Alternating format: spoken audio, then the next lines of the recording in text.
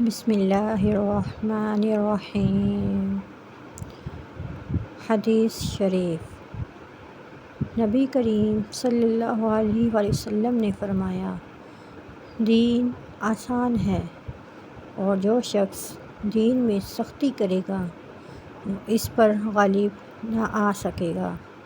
بس میانہ روی اختیار کرو، قریب رہو، خوش ہو جاؤ اور صبح و شام اور رات کے کچھ حصے میں عبادت کرو۔ صحیح بخاری 39 نمبر۔ جزاک اللہ۔